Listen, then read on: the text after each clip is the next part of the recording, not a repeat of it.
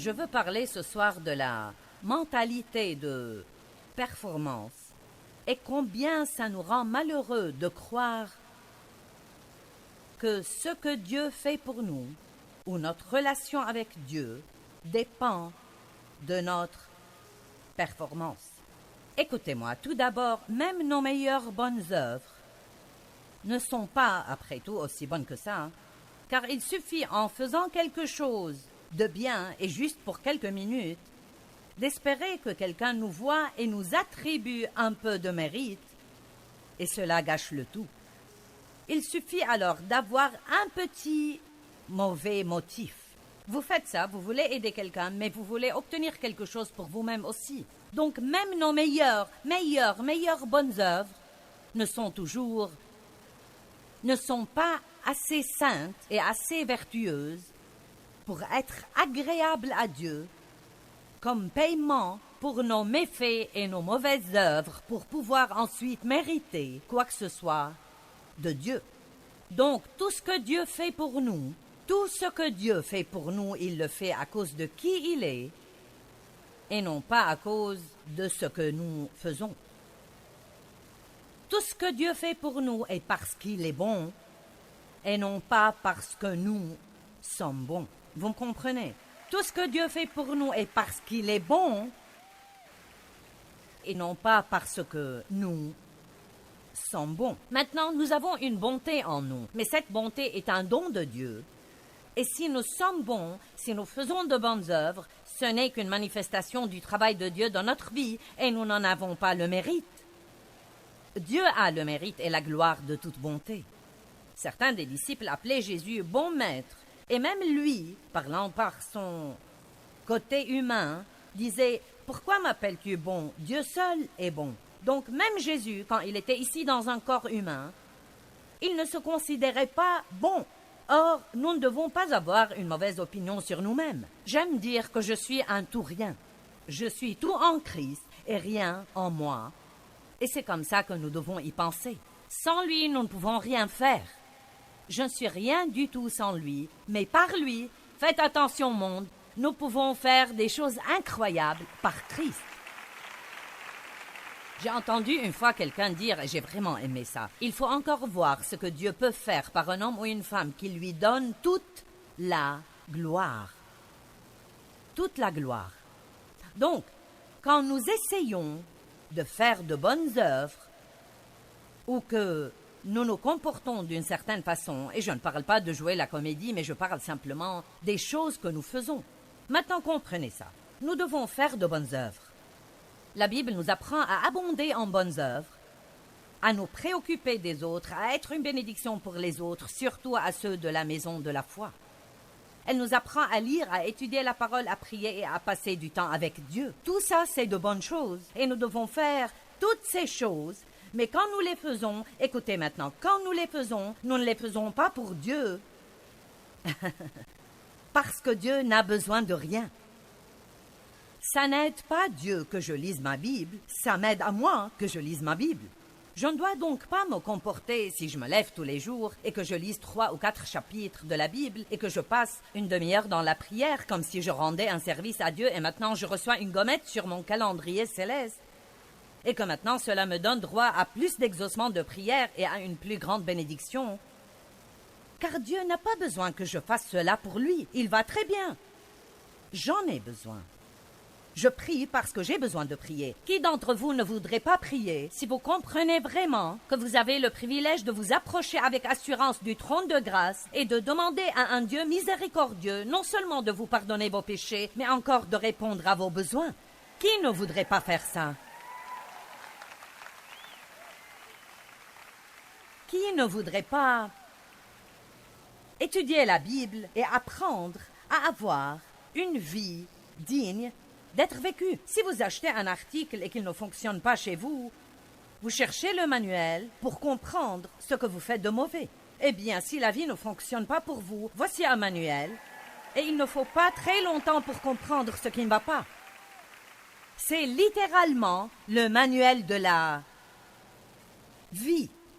C'est comme ça que vous pouvez avoir une vie qui soit digne d'être vécue. Donc maintenant, je veux m'assurer que tout le monde comprend ce que j'essaye de dire. Donc, quand nous faisons de bonnes œuvres, et nous devrions les faire, quand nous faisons de bonnes œuvres, nous ne les faisons pas pour obtenir quelque chose de Dieu, car tout ce qui nous vient de lui est un don gratuit par sa grâce et sa miséricorde, parce que nous ne pourrions jamais le mériter. Mais toutes ces choses que nous les faisons à cause de ce qu'il a fait pour nous, en signe de gratitude pour ce qu'il a fait pour nous, parce que nous voulons le glorifier et vivre la vie que son Fils est mort pour nous donner, non pas pour obtenir, mais pour donner. Vous êtes tous avec moi ce soir? Donc, une des plus grandes erreurs que nous puissions faire, c'est de monter sur ce tapis de jogging de la performance, approbation, où nous croyons que quand nous ne nous comportons pas comme il faut, nous n'osons pas nous attendre à quelque chose de Dieu, car nous n'allons pas l'avoir. Dieu est content de vous tant que vous croyez en lui. Maintenant, c'est quoi ce tapis de jogging? J'ai un chapitre entier dans ce livre sur ce tapis de jogging. Permettez-moi de vous le lire un peu. Votre mentalité est telle, je suis endetté, je dois donc travailler? Et je ne parle pas de dette physique, je parle de... Eh bien, je n'ai pas été très bon hier, je dois donc être mieux aujourd'hui. Je vais me lever ce matin et je vais travailler très dur. Je vais donc étudier beaucoup plus, je vais lire plus, je vais faire beaucoup de bonnes œuvres. Je vais vraiment essayer de parler gentiment aujourd'hui. Et puis bon sang, Dieu sera satisfait de moi et content de moi et mes prières seront peut-être exaucées. C'est un tas d'absurdités. Et quand vous êtes béni, si vous croyez que vous êtes béni parce que vous le méritez, il y a quelque chose qui ne va pas. Tous les jours, quand je me réveillais, je sentais que je devais payer tous mes péchés et mes erreurs de la veille. J'ai donc élaboré un plan sur combien je serais bonne, dans l'espoir de récupérer l'approbation et la grâce de Dieu. Pendant ce temps, je fréquentais une église qui enseignait le salut par la grâce et non par les œuvres. Je disais que je croyais ça, mais je ne l'ai pas appliqué. Bien que j'eusse fait quelques bonnes choses, j'ai aussi fait beaucoup de mauvaises choses qui ont éclipsé le peu de bien que j'ai fait. Je n'ai donc jamais réussi. Le lendemain, j'étais toujours endettée de la veille et je devais remonter sur le tapis de jogging. À la fin de chaque journée, j'étais spirituellement, mentalement, physiquement et émotionnellement complètement épuisée d'essayer de plaire à Dieu et cela me rendait grognonne et difficile à vivre et pas très agréable à côtoyer. Est-ce que quelqu'un peut dire « Je comprends ça, sœur Joyce ?» Bon, maintenant. Matthieu chapitre 11, versets 28 jusqu'à 30, de superbes versets. Venez à moi, l'invitation la plus belle dans la parole de Dieu. Venez à moi, vous tous qui êtes fatigués et qui êtes chargés et accablés, et moi je vous donnerai du repos. Je soulagerai et détendrai et rafraîchirai vos âmes. Prenez mon joug sur vous et apprenez de moi, car je suis bienveillant et humble de cœur, et vous trouverez le repos, soulagement et détente et récréation et calme béni pour vos âmes.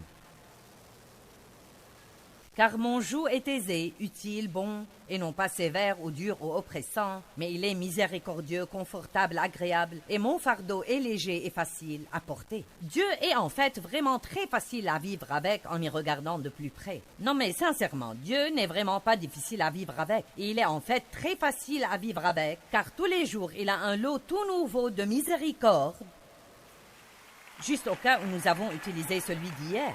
Ses compassions sont nouvelles tous les jours. Il est bienveillant et miséricordieux et bon et gentil et aimant et patient. Pourquoi alors laisser le diable nous coincer dans cette peur? Cette peur va comme quoi à chaque fois que nous faisons une erreur, Dieu sera vraiment fâché.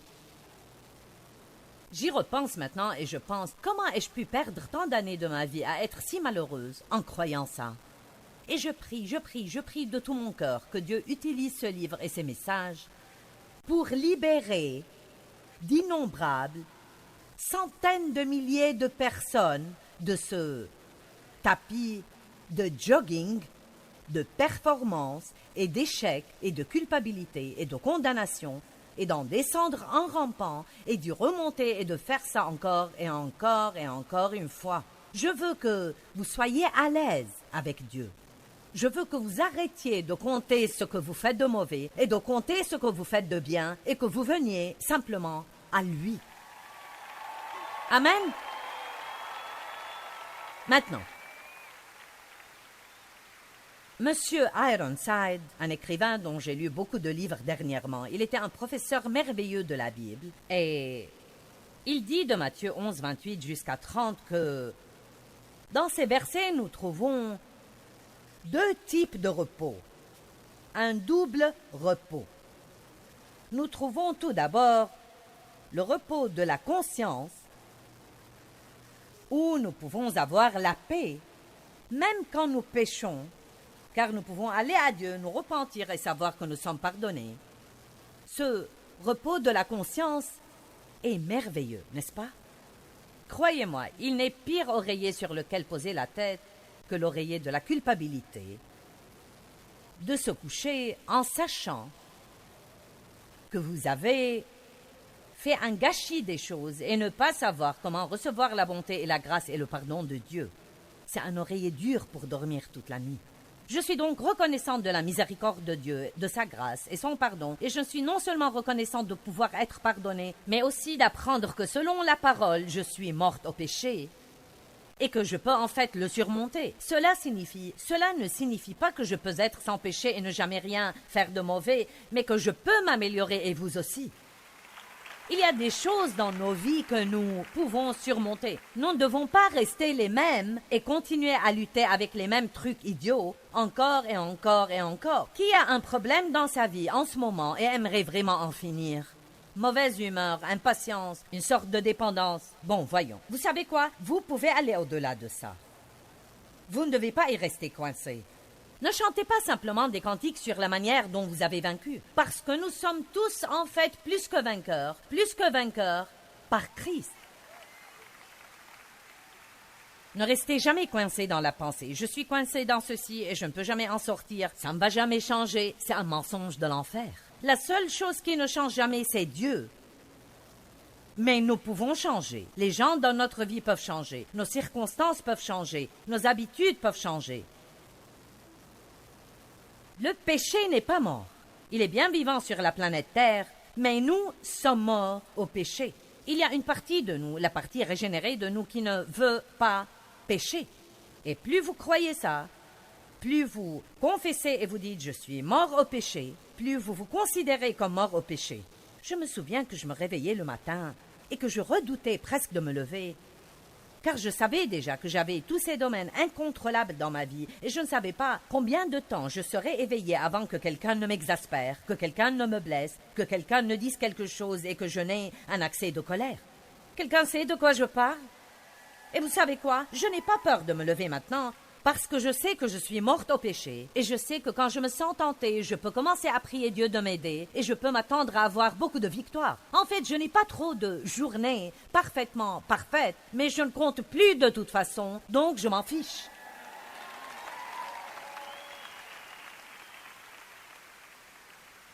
Ensuite, il y a un deuxième type de repos qui nous est offert dans Matthieu chapitre 11. Et c'est le repos que nous pouvons trouver, la paix qui surpasse toute intelligence, quand nous avons des circonstances puantes et moches qui devraient nous inquiéter et devraient nous embêter et devraient nous préoccuper et devraient nous effrayer. Et pourtant, nous n'avons rien de tout ça, parce que nous savons que, tout d'abord, pour être franche avec vous, les problèmes font partie de la vie.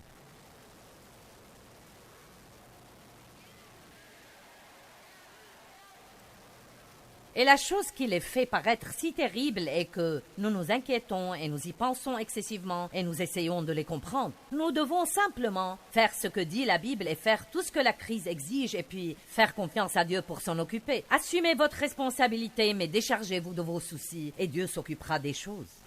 Donc, j'ai fait une petite chose, juste une petite chose dernièrement. Je l'ai mentionné hier soir, mais je voudrais en parler. C'est mon journal intime pour cette année.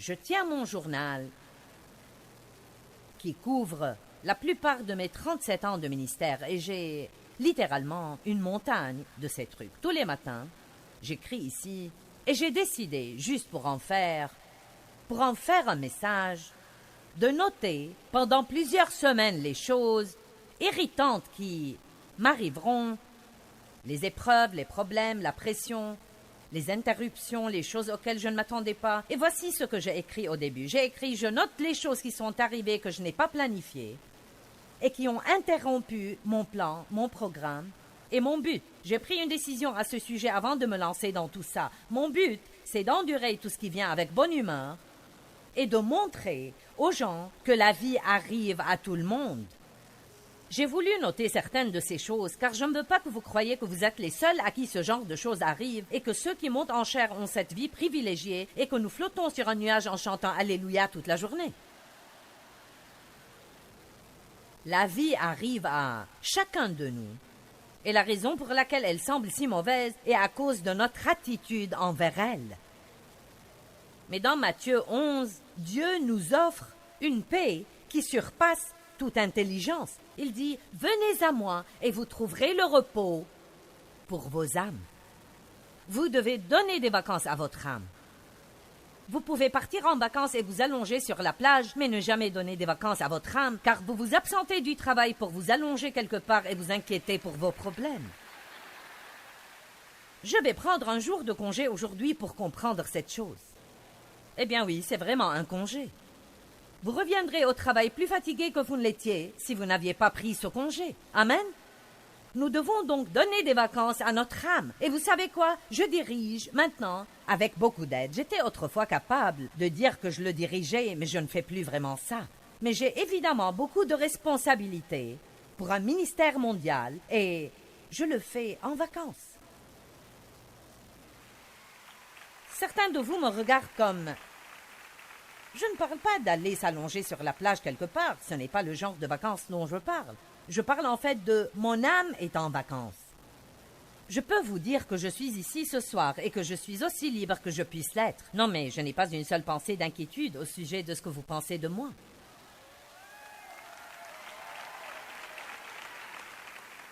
Car au fond, que pouvez-vous être d'autre que vous-même? Et quand nous nous inquiétons pour ce que tous les autres pensent et ce qu'ils vont faire et ne vont pas faire, à ce moment-là, nous perdons notre paix. Mais si nous sommes enracinés dans qui nous sommes en Christ et que nous savons qu'il nous aime vraiment et qu'il nous a acceptés, nous ne devons pas être excessivement préoccupés de la façon dont les autres nous voient et de ce qu'ils pensent de nous. Donc, en 42 jours, car j'ai fait ça pendant 6 semaines, en 42 jours, 34 choses me sont arrivées. 42 jours, 34 choses, ce qui signifie qu'en 6 semaines, je n'ai eu que quelques journées où les choses se sont passées comme je les avais planifiées. Je veux vous apprendre quelque chose ce soir. Donc, qui veut apprendre les choses qui me sont arrivées? Bon. D'accord, tout d'abord, je me suis fait mal au dos à la salle de gym. Puis l'eau s'est répandue de l'humidificateur et elle a formé des bulles sur le bois d'une table. Je me suis cassé un ongle et ce pourrait ne pas sembler mauvais pour vous, mais il l'est pour moi. Je me suis tordu le poignet. J'ai oublié des bagages dans l'avion. Maintenant, ma mère et ma tante ont 89 et 86 ans. Et c'est ma responsabilité de m'occuper d'elles. Et elles sont maintenant dans une maison de retraite. Ni l'une ni l'autre ne peut faire grand-chose. Et donc, nous recevons tout le temps des appels de la maison de retraite. Tante Marie est tombée de sa chaise, ta maman est tombée du lit.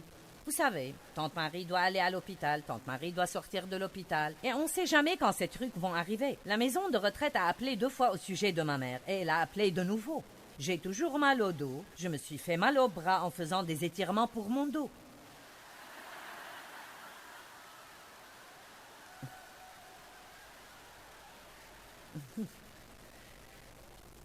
J'ai renversé une boisson vitaminée rouge sur un canapé blanc. Dave a percé la fenêtre d'une femme par une balle de golf.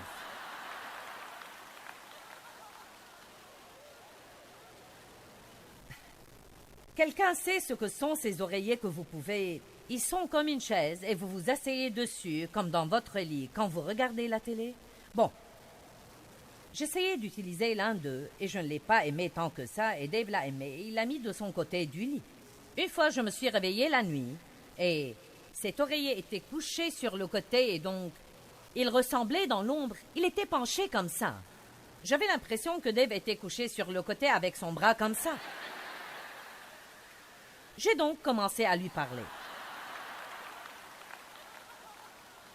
Dave, qu'est-ce qui ne va pas avec ton bras? Dave, réveille-toi! Puis je l'ai secoué et j'ai réalisé que je parlais à un oreiller. Dave était ailleurs et m'a laissé avec l'oreiller. J'ai dû dépenser de l'argent que je ne voulais pas dépenser pour remplacer un matelas et un canapé que je n'avais pas prévu de remplacer. Bon, allons-y. Je me suis coincé l'orteil dans mes sous-vêtements.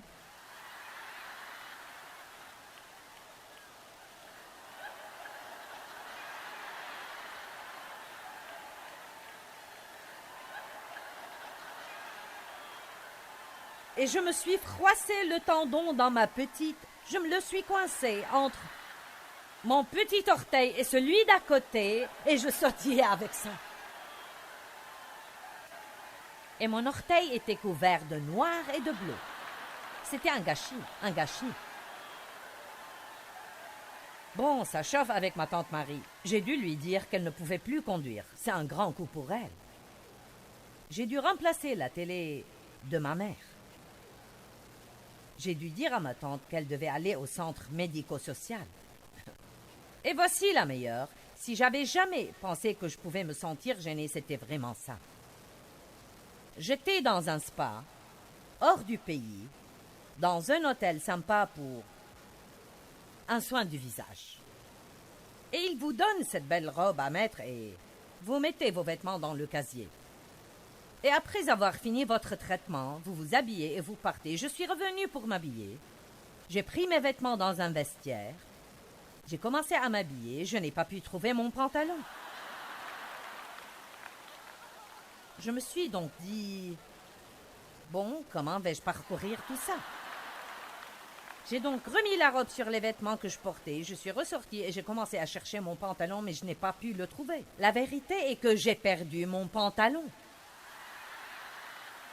Mon pantalon, vous comprenez? J'ai perdu mon pantalon dans ce bel hôtel en Utah. J'ai dû remonter au bureau. Maintenant, ce n'est pas comme si personne ne savait qui j'étais.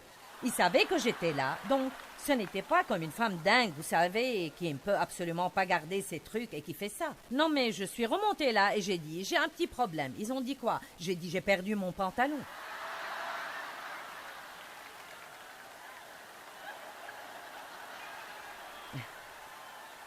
Bref, ils m'ont dit de passer au magasin de cadeaux et ils m'ont donné un nouveau pantalon.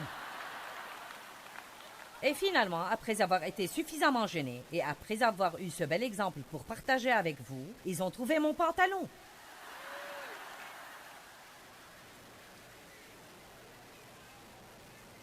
Il était en fait bien plié sur le bureau, sous le cahier de rendez-vous tout ce temps.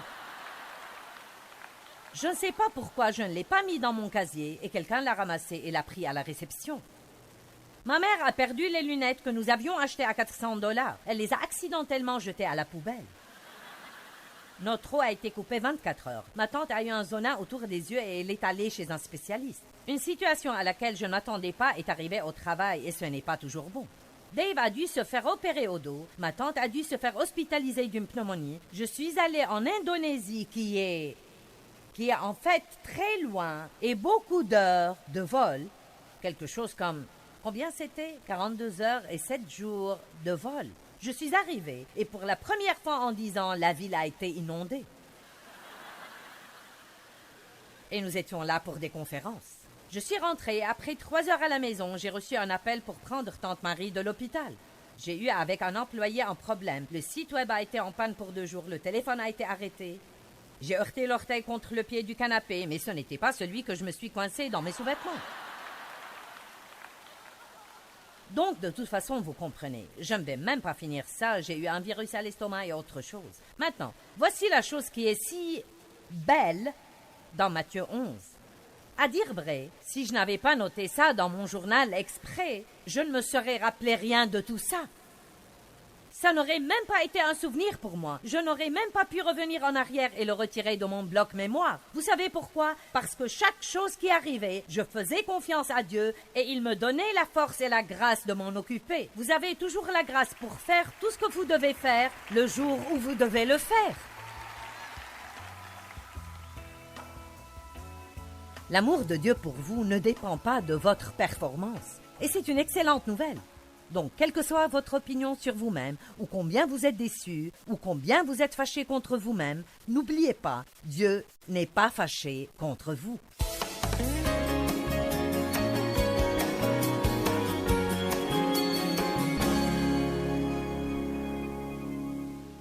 Spirituel est de garder le diable sous vos pieds. L'amour est la forme la plus élevée de combat spirituel.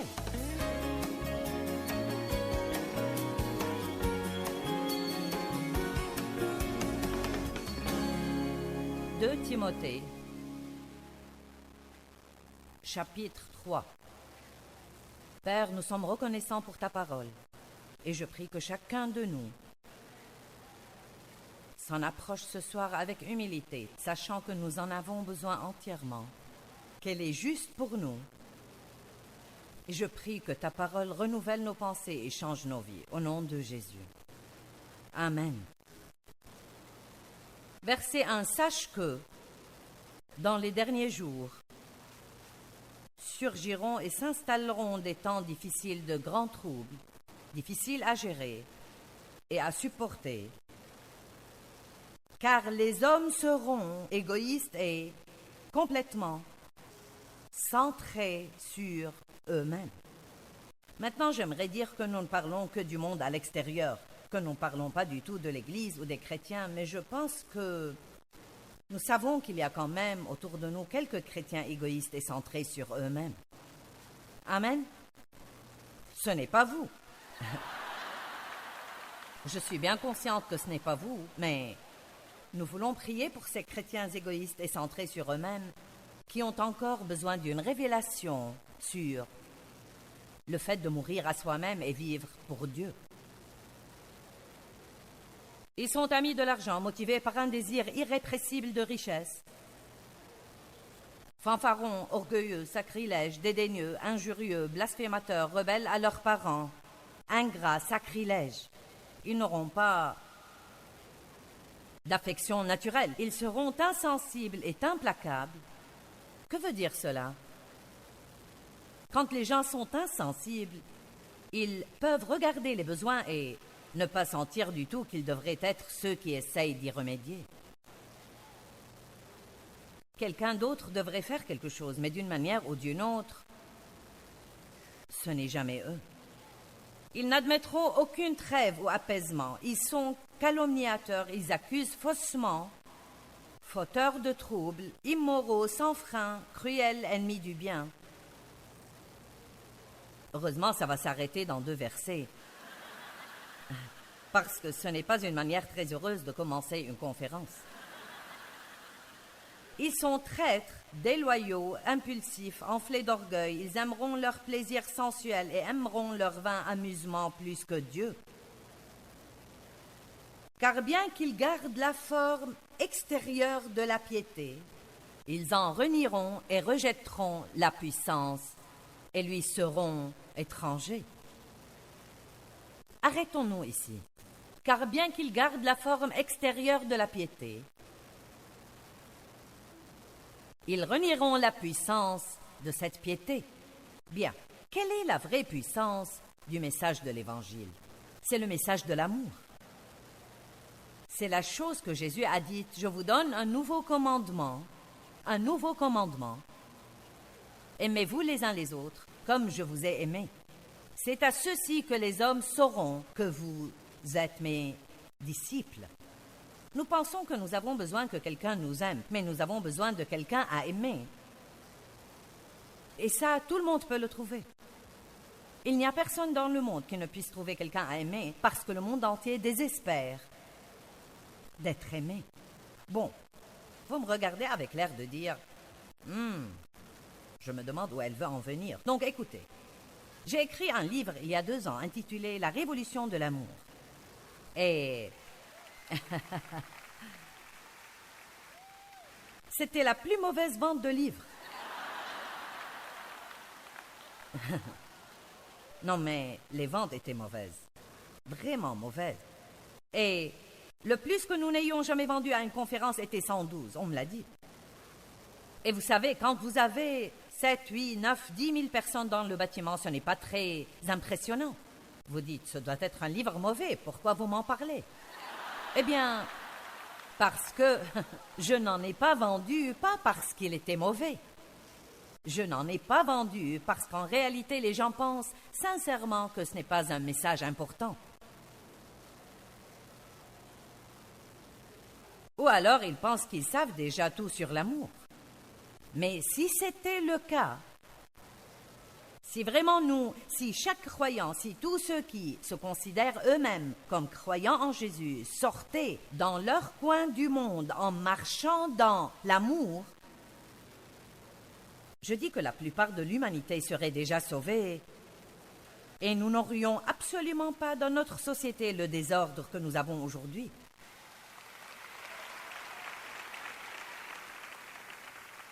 Et beaucoup de gens sont intéressés d'avoir une réponse à notre dilemme dans le monde. D'un point de vue spirituel, je crois que la réponse à ce dilemme est vraiment de sortir de notre société et de représenter le Christ. Pas juste d'avoir un tas de religions mortes et sèches, mais vraiment d'avoir le caractère de Dieu, développé dans notre vie, marchant avec les fruits de l'esprit, dont la Bible dit qu'aucune loi n'est contre les fruits de l'esprit. Quand nous marchons dans l'amour, il est vraiment impossible pour les gens de trouver quelque chose de mal chez vous. Peut-être ils essayent pendant un temps, mais l'amour fait fondre le cœur le plus dur et le plus froid.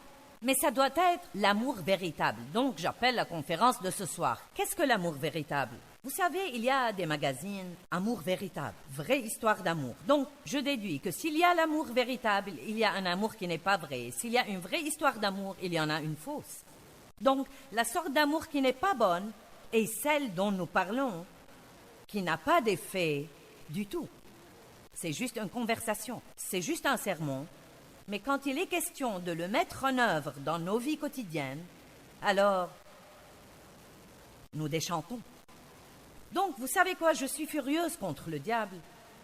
Et je vais prêcher sur l'amour ce soir, jusqu'à ce que les gens se lassent de m'entendre prêcher ou bien vont le mettre en pratique.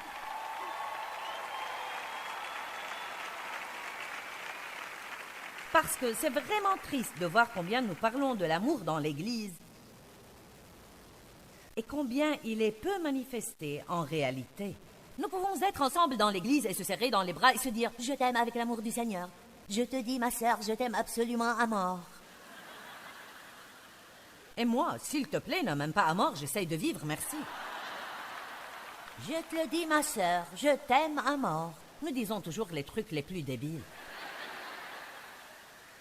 Où étais-tu quand j'avais besoin d'une babysitter? Ou quand j'avais besoin de quelqu'un qui m'aide à déménager? Où étais-tu quand quelqu'un essayait de ruiner ma réputation et que tu aurais pu me défendre en disant « Non, nous ne sommes pas du tout d'accord avec ça. » Allez, je suis vraiment contente que tu m'aimes de l'amour du Seigneur, mais quoi qu'il en soit, tu sais. Je veux dire, si nous nous aimions vraiment les uns les autres de l'amour du Seigneur, le genre d'amour avec lequel Jésus aimait, oh là là! Je veux dire, si l'Église aimait comme cela, l'Église serait pleine à débordement. Et j'ai découvert et trouvé que la seule façon d'aimer de cette manière est de le faire exprès. Je ne peux pas attendre de le ressentir et de le vouloir. Je ne peux pas attendre de trouver ça juste. Et je dois l'étudier, le garder devant moi tout le temps, car notre chair est égocentrique et vraiment égoïste de nature. Et sachez que nous devons tous déclarer la guerre à l'égoïsme et dire « Je ne veux pas vivre une vie dans laquelle je suis la seule personne. »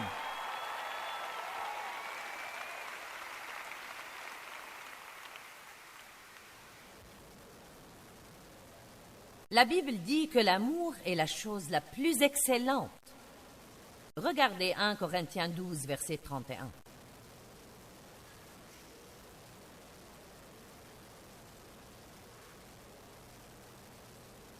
Vous voyez, beaucoup d'entre vous sont venus ici en pensant que je vais résoudre leurs problèmes.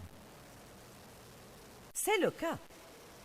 C'est la réponse à tous vos différents problèmes, car voici ce qui arrive. Laissez-moi vous donner la formule de Dieu pour résoudre les problèmes.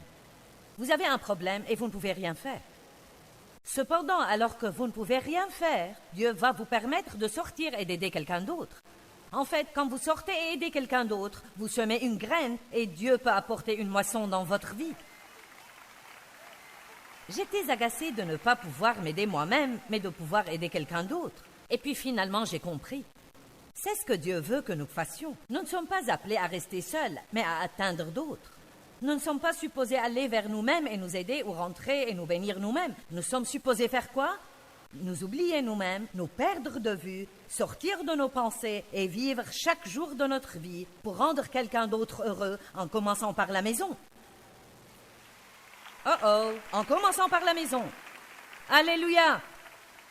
Vous savez, si je buvais toute mon eau et que je disais « Quelqu'un ici voudrait-il m'apporter un verre d'eau ?» Je veux dire qu'il y aurait 500 personnes à filer vers la fontaine pour m'apporter un verre d'eau. Vous penseriez que c'est la chose la plus cool. J'ai donné un verre d'eau à Joyce Meyer. Mais si votre mari vous demandait un verre d'eau à la maison,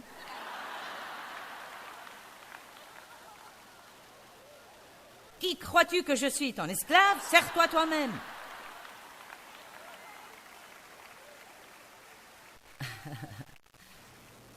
Comment se fait-il que nous veuillons faire les choses comme un ministère? Bien. Et laissez-moi vous dire quelque chose. Je ne vous dis rien que Dieu ne m'ait fait manger. Je n'ai pas acheté un livre de sermons dans lequel j'aurais pris mon message. J'ai eu à le vivre. Et il n'y a rien que je prêche, que je n'ai pas vécu, et dont je ne sais pas qu'il marche véritablement. Et je vous dis, si vous voulez être heureux, oubliez-vous vous-même et commencez à vivre pour rendre quelqu'un d'autre heureux. Amen. 1 Corinthiens 12, 31. Aspirez de tout votre cœur aux dons et aux grâces les meilleures, les plus hauts dons et les grâces de choix, et cultivez-les avec zèle. Et je vais encore vous montrer une voie par excellence, une qui est de loin la meilleure et la plus élevée de toutes, et c'est l'amour. Nous pouvons le trouver en Matthieu 5, 44. Allons-y.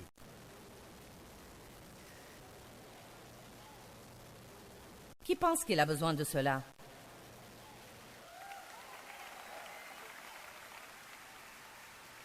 Vous pensez déjà à tous les absents que vous voudriez qu'ils soient là.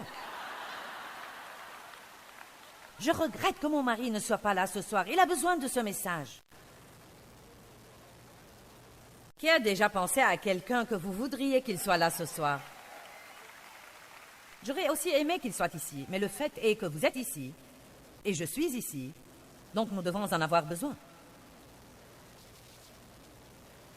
Matthieu 5, 44 à 47.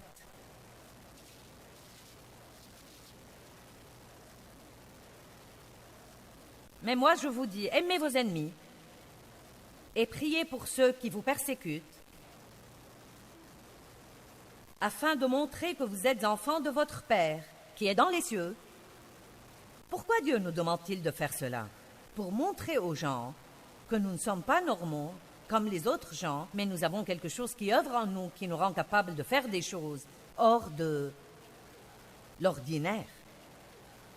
Car il fait lever son soleil sur les méchants et sur les bons, et il fait pleuvoir sur les justes et sur les injustes. Et j'aime cela. En effet, si vous aimez ceux qui vous aiment, quelle récompense aurez-vous? Les péagers aussi n'en font-ils pas autant? Et si vous saluez seulement vos frères, que faites-vous d'extraordinaire? Les païens aussi, eux-mêmes, n'en font-ils pas autant? Donc voici ma question ce soir. Voulons-nous ou sommes-nous capables de demander à Dieu de nous enseigner à aimer de la manière qu'il aime? Parce que si nous aimons de la manière qu'il aime, cela veut dire que nous allons aimer quand ça n'a pas d'intérêt pour nous.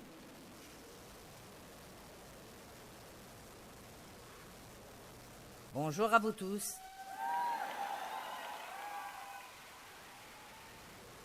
Nous allons aimer quand ça n'a pas d'intérêt pour nous, quand c'est juste un don complètement gratuit.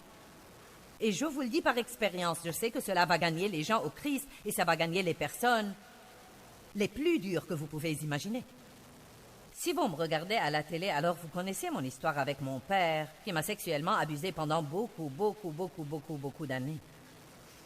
Ma mère savait ce qui se passait. Elle était simplement une femme peureuse qui ne savait pas comment agir avec lui et donc elle a juste laissé faire. Et donc, j'étais maltraitée et abandonnée. Longtemps après, des années après que j'ai pensé avoir totalement pardonné,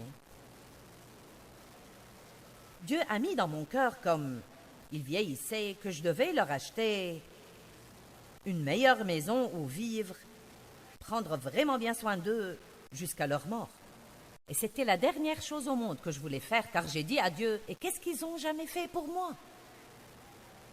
Il a dit, tu respires, n'est-ce pas? Donc l'idée, c'est que Dieu veut vraiment que nous fassions du bien aux gens qui n'ont rien fait pour nous, parce que c'est la meilleure façon au monde de faire du combat spirituel et de garder le diable sous vos pieds. L'amour est la forme la plus élevée de combat spirituel.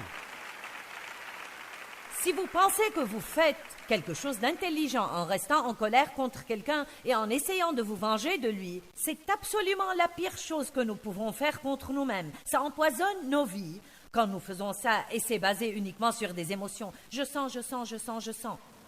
Eh bien, je ne voulais pas acheter à mes parents une maison. J'ai essayé d'acheter une maison bon marché et Dieu a dit, achète-leur une belle maison. Et ce n'était pas comme si nous étions très riches pour qu'on achète des maisons aux gens. Ça allait coûter en fait tout ce qu'on avait. Et j'ai pensé, bon, sûrement Dave va me dire non. Comme ça, je m'échapperai. Et il m'a dit, si tu penses que c'est Dieu, tu ferais mieux d'obéir. Et je me disais, je ne veux pas obéir. Pour finir l'histoire rapidement, ça a pris 3 ans. Les emmener chez les docteurs, vérifier que les factures allaient être payées, que le gazon était tondu, qu'on leur livre leurs courses, les conduire chez le docteur, et ainsi de suite. Et finalement, un matin, ma mère a dit, ton père a beaucoup pleuré toute la semaine, il veut que tu viennes, il veut te dire quelque chose. Toutes ces années, Mon père ne s'était jamais excusé auprès de moi. Il n'avait pas admis ce qu'il avait fait. Et ce jour-là, avec des larmes, il a dit « Pardon pour ce que je t'ai fait quand tu étais petite. » Il a demandé que l'on prie avec lui. Il a reçu Christ. Nous l'avons baptisé 10 jours plus tard. Et j'ai toujours dit, je croyais que j'achetais une maison, mais en fait j'achetais une âme. Et je ne dis pas cela dans un mauvais sens. Nous savons que Christ a payé pour notre salut. Mais vous savez, parfois, disons-le ainsi, une des raisons pour laquelle les gens ne marchent pas dans l'amour, c'est parce que l'amour coûte un effort. Et ça va toujours, comprenez bien, ça va toujours vous coûter quelque chose. Si c'est l'amour véritable, ça vous coûtera toujours quelque chose. Ça va vous coûter du temps, des efforts, même de ne pas commencer une bagarre dans votre maison. Ça va vous coûter votre fierté. Vous allez devoir accepter de ravaler votre fierté et de laisser quelqu'un penser qu'il a raison quand vous avez raison. Mais vous savez que ce n'est pas la peine de commencer à se disputer parce que Dieu a dit de rester en paix. Allez maintenant. Ça va s'améliorer au fur et à mesure de la session.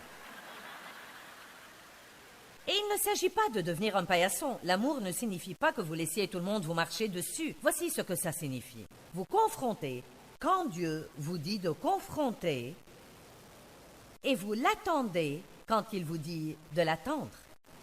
Et j'ai trouvé que quand j'agis ainsi, la plupart du temps, quand Dieu me dit de faire face, je n'aurai rien dit. Et la plupart du temps, quand je veux faire face, il me dit de ne rien dire. Quand quelqu'un nous a blessés, la chose la plus difficile est de laisser tomber et laisser Dieu défendre lui-même notre cause. Nous voulons prendre position pour nous-mêmes, n'est-ce pas? Quelqu'un reçoit-il déjà quelque chose de cet enseignement? Maintenant, écoutez, si vous attendez que l'autre fasse ce qui est juste, j'ai une annonce à faire ce soir. Vous êtes celui qui entend ce message, alors soyez celui qui commence le premier. Et pas seulement ça, si c'est vous le chrétien dans votre maison, alors c'est à vous de commencer en premier. N'attendez pas que les gens qui ne connaissent pas la parole fassent ce qui est juste. Ils ne savent même pas ce qui est juste. Donc nous devons le faire pour l'exemple. Mon mari a été un merveilleux exemple pour moi dans les premières années de notre mariage. Et vous m'entendez raconter ces histoires amusantes concernant Dave, et j'en ai encore d'autres. Dave a fait des trucs nouveaux que vous ne croirez pas. Je veux dire tout neuf. Nous avons une nouvelle histoire de Dave. Amen. Mais vous voyez, le fait est que quand Dave et moi nous sommes mariés, il était un chrétien fort. Bon, je croyais en Dieu et j'étais né de nouveau quand j'étais enfant, mais je ne savais rien. Et vous savez, peu importe à quel point vous êtes né de nouveau, si vous ne savez rien, vous n'allez pas vous comporter comme il faut. C'est pourquoi il faut étudier la parole. Dave, lui, était un homme de Dieu, fort et très mature.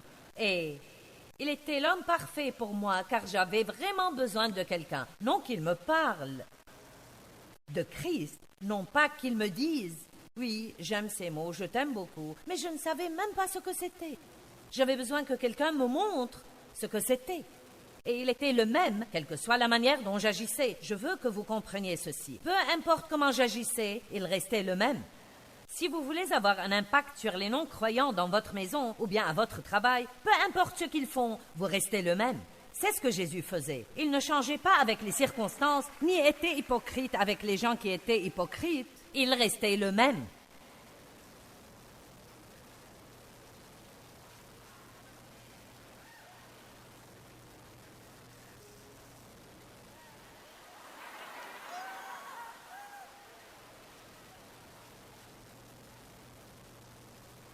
Oh Jésus, je veux juste être comme toi.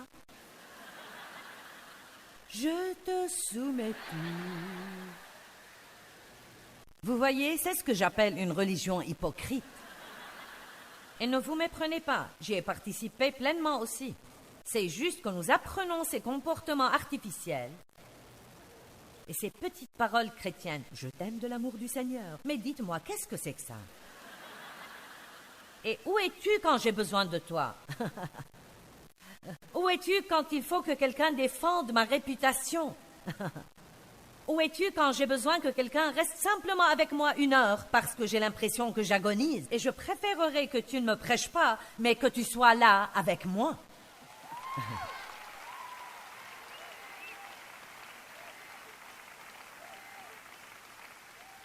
J'appelle ce livre « La révolution de l'amour ». Probablement une erreur parce que les gens ne l'ont pas compris, mais...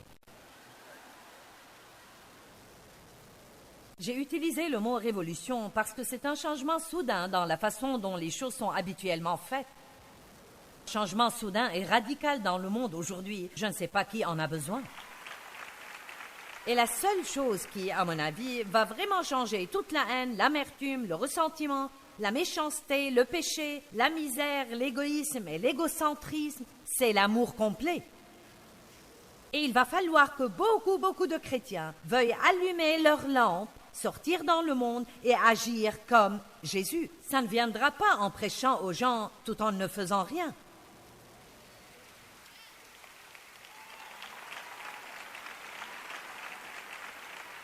Connaissez-vous le petit jeu auquel les enfants jouent à l'école, le jeu de mime? Vous savez, ils prennent une idée et ils la miment, et ensuite ils disent ce que c'est.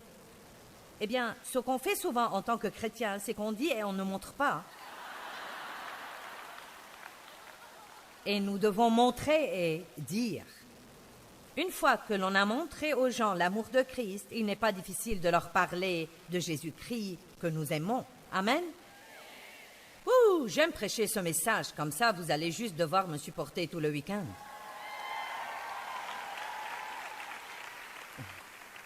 En Matthieu 22, 36, on demande à Jésus, quel est le commandement le plus important, le plus grand? Quel commandement est le plus grand et a le plus de poids? Quel commandement est grand et important? Lequel est le principal? Certains commandements sont légers. Lequel a du poids? J'aime ça. Oui, apporte-nous une parole de poids, ma sœur. Il lui répondit, tu aimeras le Seigneur ton Dieu de tout ton cœur, de toute ton âme et de toute ton intelligence et tes pensées. Un autre verset dit, de toute ta force. C'est là le grand commandement le plus important, le premier. Un second, cependant, lui est semblable. Tu aimeras ton prochain comme tu t'aimes toi-même. Si vous avez une guerre en vous, vous vivez sous la condamnation tout le temps, vous avez honte de qui vous êtes et vous ne vous aimez absolument pas, alors vous avez besoin de mettre ce message sur l'amour de côté. Ne le jetez pas. Mettez-le juste de côté et mettez la main sur un bon enseignement. J'en ai quelques-uns, d'autres personnes en ont. Concernant le fait de vous accepter vous-même du fait de ce que Christ a fait pour vous, en apprenant qui vous êtes en Christ, ayez une bonne relation avec vous-même, une bonne relation avec Dieu, et ensuite vous êtes capable de sortir et d'attaquer le monde avec l'amour de Dieu. Amen. Bien, la chose la plus importante que nous pouvons faire dans le monde entier, et c'est quelque chose qui met un sourire sur la face de Dieu, c'est d'apprendre comment marcher vraiment dans l'amour véritable. Et l'amour véritable ne consiste pas juste à parler, mais c'est des actes. Nous devons apprendre à faire le pas dans l'amour et influencer la vie des autres personnes par l'amour de Dieu. C'est le plus grand panneau publicitaire que nous pourrons jamais porter pour Jésus, c'est d'aimer les gens.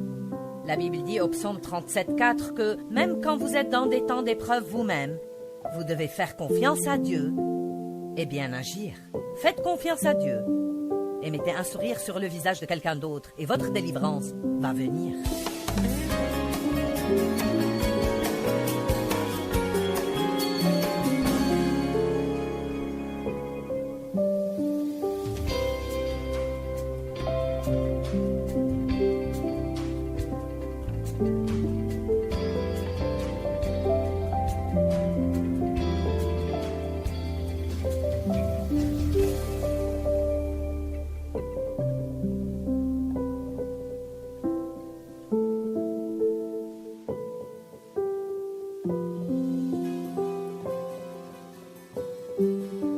Et la seule chose qui, à mon avis, va vraiment changer toute la haine, l'amertume, le ressentiment, la méchanceté, le péché, la misère, l'égoïsme et l'égocentrisme, c'est l'amour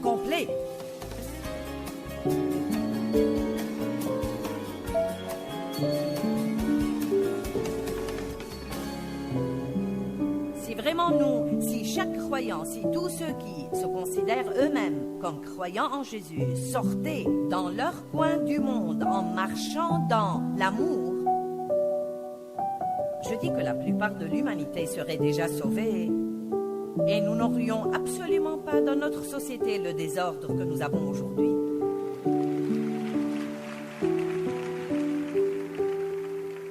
Et beaucoup de gens sont intéressés d'avoir une réponse à notre dilemme dans le monde.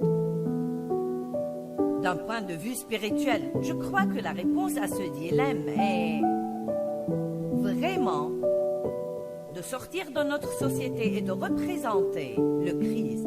Pas juste d'avoir un tas de religions mortes et sèches, mais vraiment d'avoir le caractère de Dieu, développé dans notre vie, marchant avec les fruits de l'esprit, dont la Bible dit qu'aucune loi n'est contre les fruits de l'esprit. Quand nous marchons dans l'amour, il est vraiment impossible pour les gens de trouver quelque chose de mal chez vous. Peut-être ils essayent pendant un temps, mais l'amour fait fondre le cœur le plus dur et le plus froid. Mais ça doit être l'amour véritable. Donc j'appelle la conférence de ce soir. Qu'est-ce que l'amour véritable? Vous savez, il y a des magazines Amour véritable, vraie histoire d'amour. Donc je déduis que s'il y a l'amour véritable, il y a un amour qui n'est pas vrai. S'il y a une vraie histoire d'amour, il y en a une fausse. Donc la sorte d'amour qui n'est pas bonne est celle dont nous parlons, qui n'a pas d'effet du tout. C'est juste une conversation, c'est juste un sermon. Mais quand il est question de le mettre en œuvre dans nos vies quotidiennes, alors nous déchantons. Amen. Et vous savez, il y a beaucoup de choses à apprendre pour être un chrétien puissant. Je veux dire, j'ai des milliers de messages que j'ai prêchés, et ils sont tous vitaux, et ils sont tous bons. Mais vous savez, certains jours, quand je me sens juste, vous savez, oh là là, Dieu, je ne sais pas si je vais le faire jusqu'au bout. Il y a ce message, et celui-là, et celui-là. Je me ressens juste sur avancer dans l'amour. Si vous marchez dans l'amour, vous allez accomplir tout le reste. Amen. Aimez Dieu.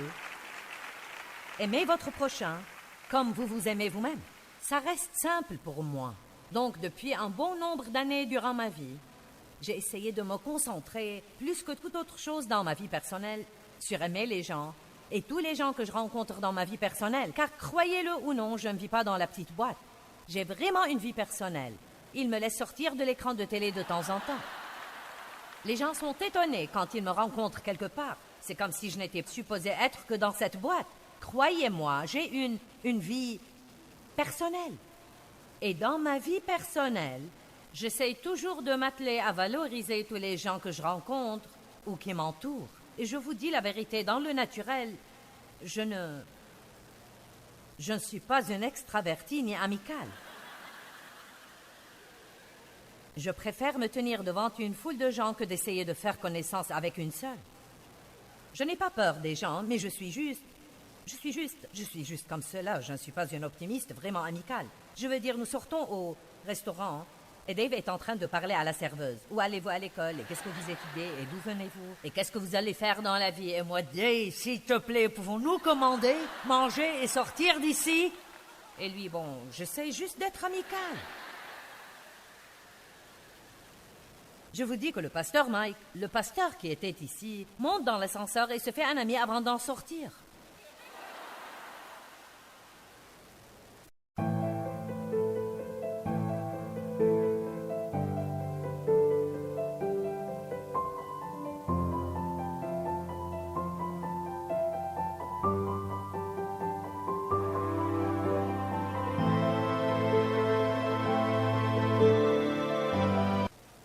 Donc, je vous fais juste comprendre que vous n'avez pas besoin que ce soit votre don naturel.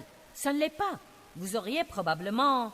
Mon penchant naturel serait de sortir en société, faire du shopping, faire mes trucs, ne pas parler beaucoup à personne, juste faire ce que j'avais prévu de faire, faire le boulot et rentrer à la maison. Mais, en fait, j'ai appris que je peux avoir une influence sur la vie des gens juste en étant amicale. Donc, j'ai appris à l'être. Et j'essaie de vous faire comprendre que même si quelque chose n'est pas un don naturel pour chacun de vous, si c'est quelque chose que Dieu vous conduit à faire, nous pouvons apprendre à le faire. Amen. Amen. Amen. Alors vous tous, ceux qui sont nés amicaux, vous êtes au-dessus de tout ça. Et certains d'entre vous, les gens plus intérieurs, bien... Je ne sais pas si vraiment je peux m'impliquer ou pas. Je ne vous demande pas de vous impliquer. Dites bonjour. Comment allez-vous? Comment est votre journée? Cette couleur vous va très bien. Vos cheveux sont jolis. Vous savez, juste de simples petites choses. C'est étonnant comment la simple petite valorisation de quelqu'un peut faire une grande différence. Laissez-moi vous lire une histoire que j'ai prise sur le web et ça va vous donner un bon exemple de ce que l'amour est et comment de petites choses peuvent faire une incroyable différence dans la vie des gens. Elle est d'un homme appelé Kent Norburn, juste pour rendre le mérite à son véritable auteur. Je gagnais ma vie en conduisant un taxi. Une fois, pour prendre une course, j'arrivais au milieu de la nuit devant un immeuble qui était dans l'obscurité, excepté une seule lumière à une fenêtre au rez-de-chaussée. Dans ces circonstances, beaucoup de conducteurs auraient klaxonné une fois ou deux, attendu 1 minute et seraient partis si personne n'était sorti.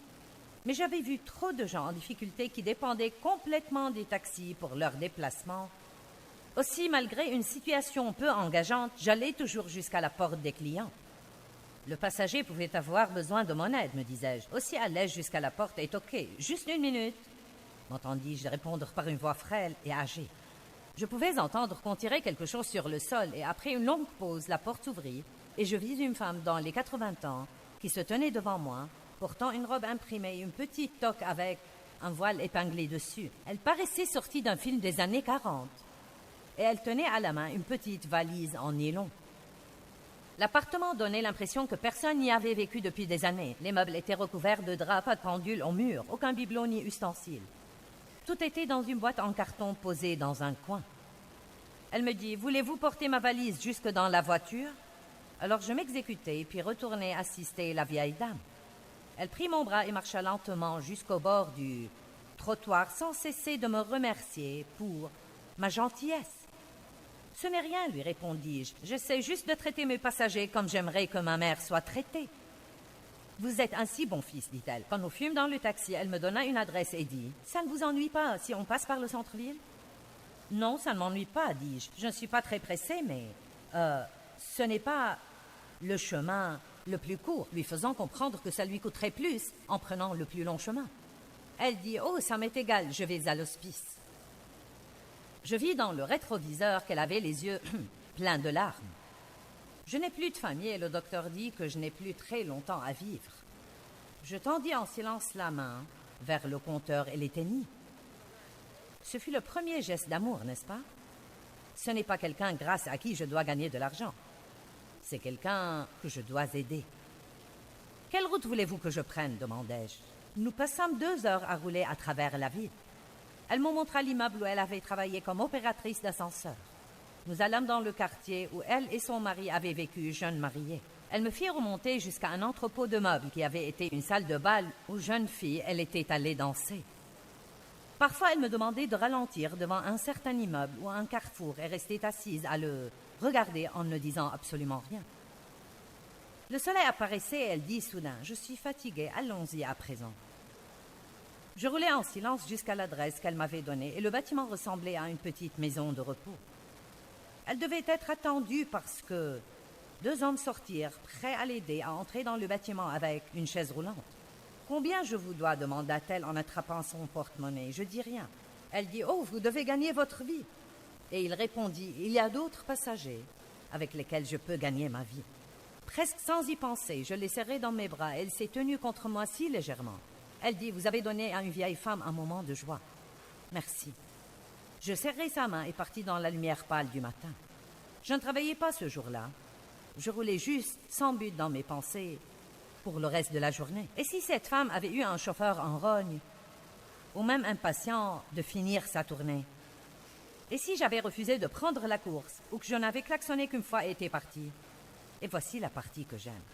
Quand j'y pense, je ne crois pas que j'ai fait quelque chose de plus important dans ma vie que cette seule action. Nous pensons que nos vies se résolvent autour de grands moments, Mais les grands moments nous attrapent sans que nous en ayons conscience, magnifiquement enveloppés dans ce que nous appellerions de petits moments. Laissez-moi vous dire quelque chose, ce dont je vous parle ce soir. Oui. Amen. Ce dont je parle à nous tous ce soir. Et vous savez, s'il y a quelqu'un dans la pièce qui n'en a pas besoin, vous pouvez me renvoyer votre témoignage parce que je serai simplement contente de me prêcher cela à moi-même. Chaque fois que j'enseigne sur l'amour, chaque fois que j'étudie à nouveau sur l'amour, ça me revigore et ça me rappelle vraiment que c'est une des choses les plus importantes que nous pouvons faire dans nos vies. Et ce n'est pas toujours dans les grandes choses. Souvent, c'est dans les petites, minuscules choses, comme sourire à quelqu'un, dire bonjour, ou dire à quelqu'un « Vous savez, j'ai remarqué que vous êtes ici depuis plusieurs années. Je devine que vous travaillez vraiment dur. » Vous savez, un jour, j'étais dans les toilettes et j'ai vu une dame là qui vidait les poubelles et je l'avais vue plusieurs fois.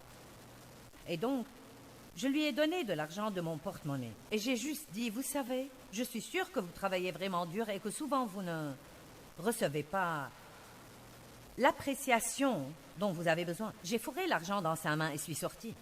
Un peu plus tard, elle est venue me chercher dans le rayon des chaussures et me dire combien ça signifiait pour elle et combien c'était formidable. Et vous savez quoi, les gens sont blessés dans le monde. Et ils sont beaucoup plus blessés que vous ne pensez l'être.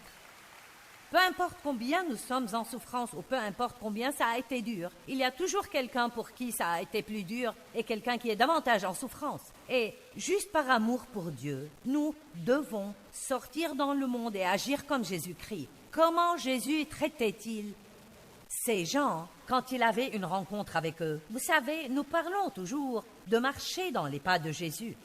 Eh bien, parfois nous devons étudier ces arrêts. Parce que Jésus s'arrêtait toujours pour les gens en souffrance.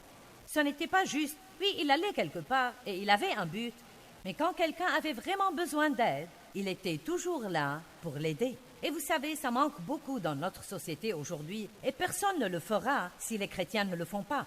Donc nous devons cesser de crier notre chrétienté et sortir d'ici et le vivre afin que les gens puissent voir que nous avons quelque chose qui vaut le coup.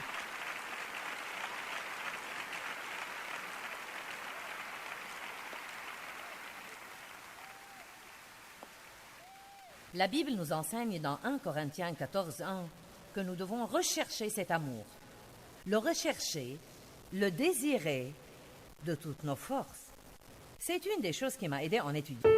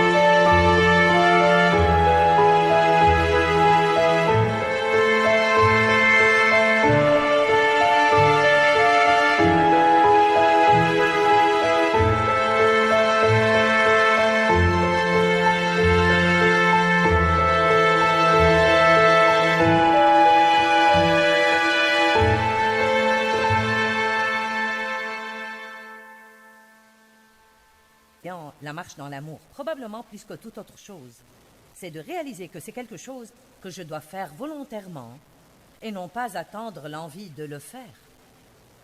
Ce n'est pas quelque chose dont j'attends de vouloir le faire. C'est quelque chose que je fais.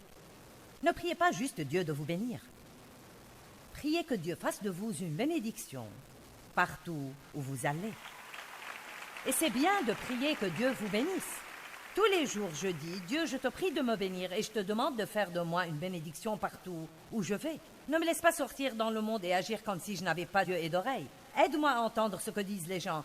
Aide-moi à voir leurs besoins et aide-moi à bien les combler. Ne priez pas que Dieu comble les besoins de quelqu'un si vous pouvez le faire et ne le voulez pas. Oh, je dois le répéter. Il n'est même pas nécessaire de prier que Dieu comble les besoins des gens si nous pouvons le faire et ne le voulons pas. Tu ne peux pas tout faire, c'est juste. Vous ne pouvez pas tout faire, mais vous feriez mieux de ne pas faire rien. Il y a une différence entre penser que l'on doit tout faire et ne rien faire. Je ne peux sûrement pas tout faire pour tout le monde, mais je refuse de ne rien faire pour personne. Amen. L'indifférence trouve une excuse, mais l'amour trouve toujours une manière de faire. Nous avons tous notre petit sac d'excuses. Nous l'avons avec nous. Il est invisible, vous ne le voyez pas comme quelque chose que vous faites, mais nous en avons un sous la main. Et quand quelqu'un veut que nous fassions quelque chose que nous ne voulons pas, nous y mettons directement la main et nous... Voyons voir, nous faisons...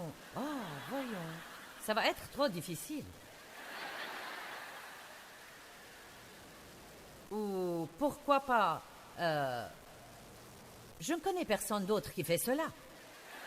Bien raison de plus pour le faire. Ou pourquoi pas... Je n'ai jamais fait cela avant. Et j'adore ceci. J'ai trop de problèmes personnels de mon côté. J'ai trop de problèmes pour m'impliquer auprès de toi. Oui, voici une parole de Dieu, tu vas les garder aussi. Tu vas garder ces problèmes et en avoir un tas d'autres avec si tu ne commences pas à faire quelque chose pour les autres. La seule façon d'être délivré est en aidant d'autres personnes. Si vous saviez combien je suis sérieuse, je vous le dis, je me moque du genre de problème que vous avez. Si vous ne détournez pas vos pensées de votre problème et vos pensées de vous-même, et si vous n'arrêtez pas d'essayer de le résoudre, Dieu veut que vous entendiez ça. Vous vous occupez de ses affaires et il s'occupe des vôtres. Vous m'entendez? Vous vous occupez des affaires de Dieu, il va s'occuper des vôtres. Psaume 37,3 dit « Fais confiance au Seigneur, agis comme il faut. » Fais confiance au Seigneur, agis comme il faut. J'aime ça. Ce n'est pas juste de faire confiance à Dieu. Pendant que vous faites confiance au Seigneur, soyez une bénédiction pour quelqu'un d'autre. Peu importe à quel point vous souffrez, ne vous ratatinez pas dans un coin pour soigner vos blessures. Je veux dire, plus que jamais, tenez votre parole. Tenez vos engagements. Soyez une bénédiction pour les gens. Gardez vos engagements en donnant. Ne faites pas machine arrière quand vous souffrez. Allez-y de toutes vos forces et dites, je sais que c'est une attaque du diable et je sais comment le battre. Vous dominez le diable par le bien. Vous ne vainquez pas le diable en vous retirant du diable. Vous vainquez le diable en faisant le bien.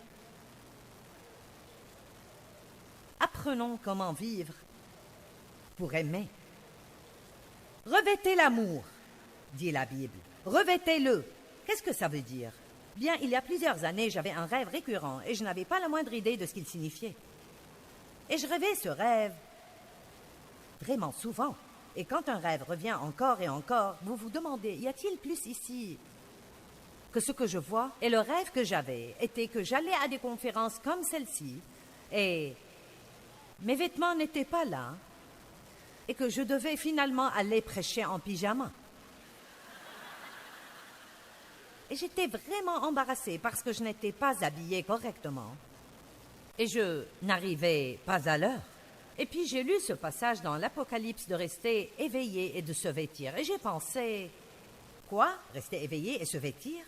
Et puis, il y a d'autres écritures qui disent de se dépouiller du vieil homme et de se vêtir de compassion et de mettre les chaussures de paix et de revêtir la cuirasse de la justice. Et donc j'ai réfléchi. Et puis en Colossiens chapitre 3, il est écrit « Revêtez-vous de miséricorde, revêtez-vous de gentillesse et par-dessus tout cela, revêtez l'amour. » Finalement, j'ai reçu l'interprétation dans mon rêve.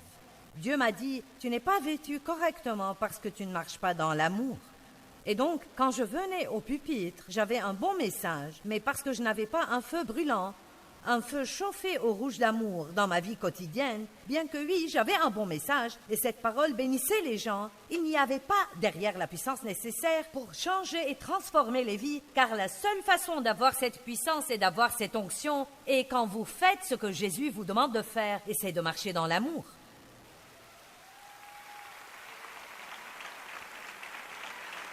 Je voudrais que vous commenciez à saisir une lueur de comment vos vies pourraient changer, comment votre puissance grandirait si vous consacriez votre vie à marcher dans l'amour, vivre dans l'amour, V dans l'A. Très simple. Dès maintenant, je vais vivre dans l'amour. C'est mon nouveau slogan pour la vie.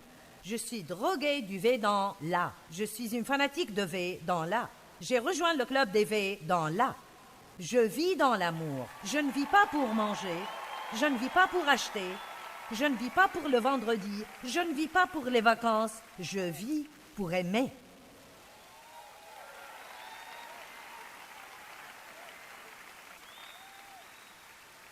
Et après 3 jours à faire ça, vous allez en avoir marre et dire « Ben, tu sais, donner ceci et faire cela et personne ne fait rien pour moi. » Non, souvenez-vous, le genre d'amour de Dieu. C'est de faire, c'est d'aimer les gens quand vous n'obtiendrez rien en retour. Et puis, vous savez quoi? Vous aurez toujours une récompense. Les sacrifices apportent toujours une récompense, mais cette récompense vient de Dieu. La pire erreur que nous puissions faire, c'est d'être bons pour les gens et ensuite furieux parce qu'ils ne sont pas bons envers nous. Croyez que Dieu va être bon avec vous. Oui, Dieu veut que nous soyons bénis. Oui, il veut nous guérir. Oui, il veut nous délivrer. Oui, il veut nous promouvoir au travail. Oui, il veut nous donner le désir de notre cœur. Mais la meilleure chose que vous puissiez faire, c'est de rester occupé avec les affaires de Dieu et de laisser Dieu s'occuper de vos affaires. Ok, j'aime ce passage 2 Corinthiens 5:15. Et il est mort pour tous, afin que ceux qui vivent ne vivent plus par et pour eux-mêmes, mais par et pour celui qui est mort, est revenu à la vie pour eux. Qu'est-ce que ça veut dire? Christ est mort afin que nous n'ayons plus à vivre une vie égoïste centrée sur nous-mêmes, où il n'y a personne d'autre que nous à l'intérieur. Il est mort afin que nous puissions être libérés de cette prison d'égoïsme et d'égocentrisme. Tant d'écritures merveilleuses. Faites aux autres ce que vous voudriez que l'on fasse pour vous. Nous l'appelons la loi d'or. Quiconque parmi nous pourrait immédiatement changer nos vies, juste en décidant. Vous savez quoi? Dieu, aide-moi à traiter les autres chaque jour de la façon dont j'aimerais qu'on me traite. C'est simple. Un enfant peut le faire. Donnez et l'on vous donnera. On versera dans votre sein une bonne mesure, serrée, secouée et qui déborde. Step 1, wake up early, gonna rise with the sun. Step 2, get some good, some food in you. Step 3, think real hard about what you wanna be. Step 4, everybody just do your thing. Wake up, today's gonna be a good day. Wake up, today's gonna be a good day. Wake up, today's gonna be a good day. Wake up, today's gonna be a good day. Wake up, today's gonna be a good day. Wake up. Today's gonna be a good day. Wake up. Today's gonna be a good day. Wake up. Today's gonna be a good day. Yo, set your affirmations, aspirations. I got shit to do, the aftermath of preparation. Good food, good mood, blood in circulation. One step at a time, yeah, that's how you make it. Set a goal you control and the steps you take them. I try to pick one thought, have some concentration. And if I make a mistake, it's called education. I try to do this every day, call it replication. Wake up, today's gonna be a good day. Wake up, today's gonna be a good day. Wake up, today's gonna be a good day. Wake up, today's gonna be a good day. Wake up, today's gonna be a good day. Wake up, today's gonna be a good day. Wake up, today's gonna be a good day. Wake up, today's gonna be a good day. So life ain't easy, yo, I think there's a reason, though. Ups and downs, just like every different season, yo. Sometimes I'm high, other times I'm barely breathing, though. I always gotta fight and hide from the demons, yo. Negative thoughts are poison, they rot. Head full of flies, so here come the clouds. they'll never stop unless I can swap all the bad for the good in my head when I'm lost.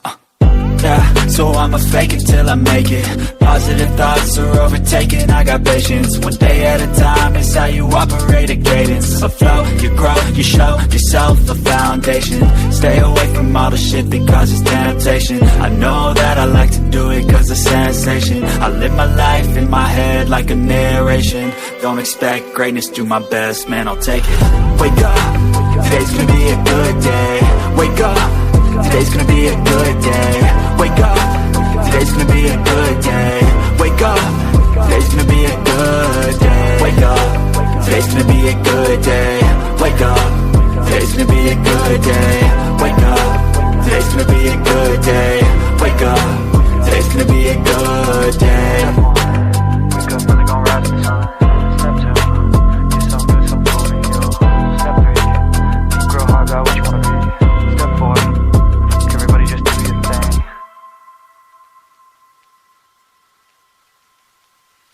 Galates 6, verset 10 dit « Pratiquons le bien envers tous et surtout envers les frères en la foi. » Qu'est-ce que ça veut dire?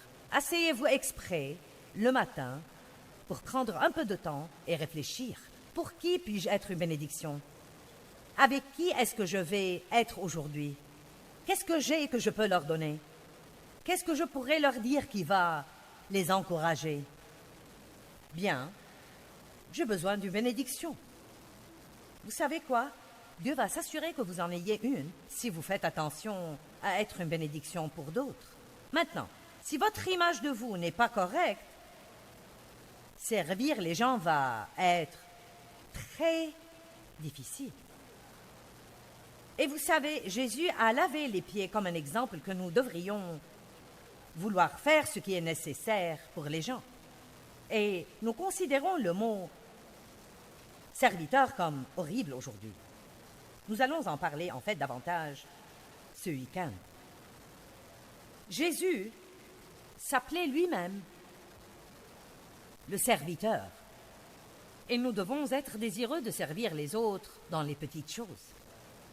J'espère et je prie que c'est ce que je fais pour vous ce week-end. Je suis ici pour vous servir la parole de Dieu et pour vous aider.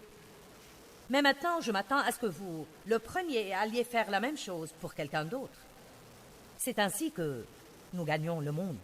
Ce n'est pas en laissant quelqu'un le faire pour nous, mais en prenant l'aide que Dieu nous donne et ensuite en voulant le donner à quelqu'un d'autre. Jésus lavait les pieds, mais nous n'aurions pu faire cela si nous n'avions pas su qui il était. Laissez-moi juste dire ceci.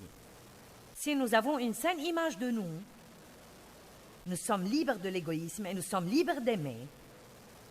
Nous n'avons plus besoin de nous inquiéter de ce que les gens pensent de nous ou de ce qu'ils disent de nous. Notre dignité ou notre valeur n'est plus liée à notre titre professionnel, donc ça n'a pas d'importance si nous lavons les carreaux ou l'entrée d'une entreprise, tant que nous croyons de tout notre cœur que nous faisons ce que Dieu veut que nous fassions du mieux que nous pouvons. Ce que le monde pense de votre position n'a pas d'importance. La seule chose qui est importante, c'est faites ce que vous croyez que Dieu veut que vous fassiez. Et si c'est le cas, alors peu importe ce que le monde en pense. Amen. À quoi ressemble une saine image de soi? Voici comment penser. Je sais que Dieu m'a créé et qu'il m'aime inconditionnellement. Je sais que j'ai des fautes et des faiblesses, et oui, je veux changer. Mais je crois que Dieu est en train de travailler dans ma vie et qu'il me change jour après jour. Pendant qu'il le fait, je peux m'apprécier et apprécier ma vie, et je peux être une bénédiction pour les gens autour de moi. En dépit du fait que j'ai des fautes, j'ai aussi des forces. Je vais maximiser mes forces au lieu de me concentrer sur mes faiblesses. Je m'aime vraiment. Je n'aime pas tout ce que je fais et je veux changer, mais je m'aime vraiment. J'aime ce que Dieu a créé. Je ne veux pas ruiner la vie que Jésus est mort pour me donner en me rejetant moi-même. Ma valeur n'est pas fondée sur la façon dont les autres m'ont traité ou sur ce qu'ils pensent de moi ou sur ce qu'ils disent de moi.